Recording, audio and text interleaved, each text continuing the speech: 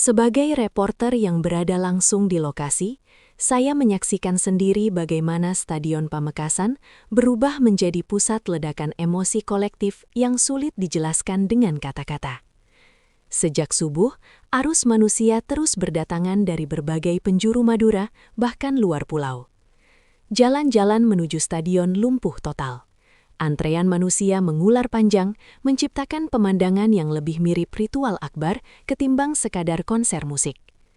Fenomena ini bukan sekadar keramaian biasa, melainkan manifestasi kerinduan masyarakat terhadap figur yang mereka anggap sebagai simbol keberhasilan anak daerah. Valen DA7, yang bahkan belum tiba di lokasi, sudah mampu menggerakkan massa dalam jumlah luar biasa. Bagi kami di lapangan, ini menjadi indikasi awal bahwa peristiwa hari itu akan tercatat sebagai momen langka dalam sejarah musik dangdut modern. Tidak berlebihan jika dikatakan bahwa Pamekasan hari itu tidak hanya menggelar konser, melainkan mengalami sebuah peristiwa sosial berskala besar.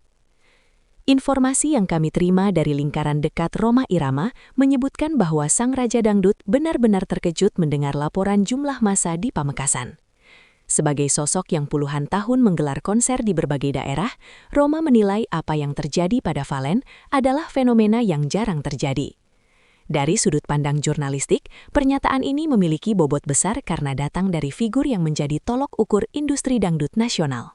Rhoma menilai bahwa daya magnet Valen menunjukkan regenerasi dangdut yang nyata dan organik, bukan hasil rekayasa media, melainkan murni dorongan emosional publik.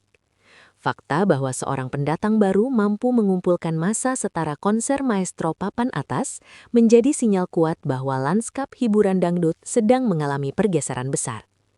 Reaksi Rhoma bukan sekedar kagum, tetapi juga pengakuan terhadap munculnya kekuatan baru di panggung nasional.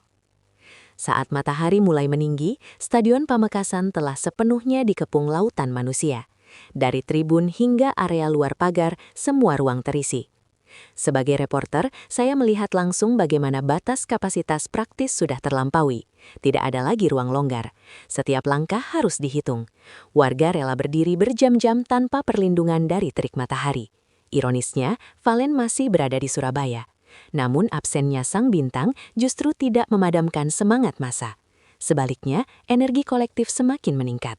Teriakan nama Valen menggema berulang kali menciptakan suasana yang menegangkan sekaligus mengharukan. Dari kacamata jurnalistik, ini bukan sekedar antusiasme penggemar, melainkan ekspresi identitas dan kebanggaan daerah yang menemukan representasinya dalam sosok Valen. Ketegangan mencapai puncaknya saat pintu stadion mulai dibuka. Dari posisi kami di lapangan, terlihat jelas bagaimana gelombang massa bergerak serempak tanpa bisa dibendung. Dalam hitungan detik, situasi berubah menjadi sangat berbahaya. Beberapa penonton terjatuh akibat dorongan dari belakang. Teriakan panik pecah di berbagai titik. Petugas keamanan terlihat kewalahan menghadapi tekanan yang datang secara simultan. Ini menjadi momen krusial yang menunjukkan betapa rapuhnya kendali ketika euforia massa meledak. Sebagai reporter, saya mencatat bahwa situasi ini bukan disebabkan provokasi, melainkan dorongan emosional kolektif yang kehilangan rem. Magnet Valen benar-benar melampaui ekspektasi panitia dan aparat. Fakta ini menjadi catatan serius tentang resiko besar di balik popularitas yang meledak secara tiba-tiba. Di tengah kekacauan, tim medis bergerak cepat. Ambulans disiagakan di beberapa titik strategis. Kami menyaksikan langsung petugas membawa penonton yang lemas akibat kehabisan oksigen. Keringat, debu, dan panas berpadu menciptakan kondisi ekstrim. Beberapa warga terlihat hampir pingsan, namun tetap enggan meninggalkan area stadion. Dari sudut pandang liputan, ini menunjukkan betapa kuatnya daya tarik emosional Valen. Keselamatan menjadi isu utama yang terus dipantau aparat daerah. PJ Sekda Pamekasan memastikan seluruh unsur kesehatan berada dalam kondisi siaga penuh. Kehadiran armada pemadam kebakaran pun menjadi langkah antisipatif untuk menurunkan suhu dan mencegah potensi kericuhan lanjutan. Situasi ini menejaskan bahwa konser Valen bukan sekedar hiburan, melainkan acara berisiko tinggi yang membutuhkan manajemen luar biasa. Di balik sorotan kamera dan sorak penonton, terdapat tragedi senyap yang dialami para pedagang asongan. Saat massa merangsek masuk, gerobak mereka hancur terinjak, barang dagangan berserakan di jalan. Sebagai reporter lapangan, saya berbincang dengan beberapa pedagang yang hanya bisa terdiam melihat modal mereka lenyap dalam hitungan menit. Tidak ada yang sempat menyelamatkan barang. Dorongan massa terlalu kuat. Kisah ini menjadi sisi gelap dari euforia besar. Mereka datang untuk mencari nafkah, namun pulang dengan kerugian. Peristiwa ini menjadi pengingat bahwa setiap ledakan massa selalu menyisakan korban, terutama rakyat kecil yang berada di garis terdepan tanpa perlindungan. Penyambutan Valen juga memunculkan perdebatan nilai.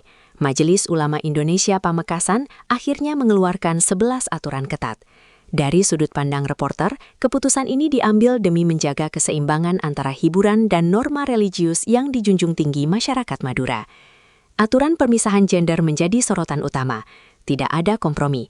Konser hanya boleh berlangsung jika seluruh syarat dipenuhi. Ini menciptakan dinamika unik yang jarang ditemui dalam konser dangdut modern. Namun justru disitulah letak kekhasan Pamekasan. Hiburan boleh meriah, tetapi nilai lokal tetap menjadi panglima. Di dalam stadion, pemandangan yang kami saksikan benar-benar berbeda dari konser pada umumnya. Pagar besi tinggi membelah area penonton laki-laki dan perempuan secara total. Petugas keamanan berjaga di setiap titik sekat. Tidak ada toleransi terhadap pelanggaran. Dari kacamata jurnalistik, ini adalah simbol kuat bagaimana tradisi dan modernitas bernegosiasi di ruang publik. Konser Valen menjadi contoh nyata bahwa hiburan dapat berjalan berdampingan dengan nilai agama jika dikelola dengan ketat. Pemandangan ini sekaligus menegaskan identitas Madura yang tidak bisa dilepaskan dari prinsip moral kolektifnya. Sementara stadion bergemuruh, Valen sendiri masih berada di Surabaya. Ia dijadwalkan bertemu Gubernur Jawa Timur, Khofifah Indar Parawansa. Pertemuan ini menjadi penanda bahwa Valen tidak lagi dipandang sebagai penyanyi biasa. Dari sudut pandang reporter, ini adalah legitimasi negara terhadap prestasi seorang anak daerah. Kabar perjalanannya dipantau ketat oleh penggemar melalui media sosial. Setiap update menjadi konsumsi publik. Penantian panjang justru mempertebal ketegangan emosional di stadion. Valen kini telah bertransformasi menjadi figur publik dengan bobot simbolik yang besar. Menjelang sore, atmosfer stadion mencapai titik emosional tertinggi. Ribuan warga bertahan meski lelah. Dari posisi kami di lapangan, terlihat jelas bahwa hari itu bukan sekadar konser. Ini adalah peristiwa sejarah. Valen DA7 telah menjelma menjadi simbol harapan, kebanggaan, dan identitas kolektif. Reaksi Rhoma Irama, keterlibatan ulama, dukungan tokoh pengusaha, hingga pengakuan pemerintah provinsi membingkai peristiwa ini sebagai tonggak baru dangdut Indonesia. Sebagai reporter, saya mencatat satu kesimpulan penting. Pamekasan hari itu tidak hanya menyambut seorang penyanyi, tetapi merayakan lahirnya ikon baru musik nasional. Ledakan massa ini memunculkan efek domino yang mulai terasa di level nasional. Industri dangdut kini dihadapkan pada kenyataan baru bahwa pusat gravitasi popularitas tidak lagi sepenuhnya dikendalikan oleh media besar atau label raksasa. Valen tumbuh dari basis akar rumput, didorong oleh loyalitas publik daerah yang kuat dan emosional. Respons Rhoma Irama menjadi indikator penting bahwa generasi lama pun mengakui pergeseran ini. Banyak pengamat musik yang kami hubungi menilai bahwa Valen telah membuka jalur baru bagi talenta muda. Jalur yang dibangun dari kepercayaan publik bukan sekadar eksposur televisi. Fenomena ini memaksa industri untuk mengevaluasi ulang pola pembinaan artis dangdut ke depan. Konser Pamekasan menjadi studi kasus bagaimana kekuatan komunitas lokal mampu mengangkat seorang figur ke level nasional dengan cepat dan masif. Ini bukan hanya tentang popularitas, tetapi tentang legitimasi sosial yang tumbuh secara alami.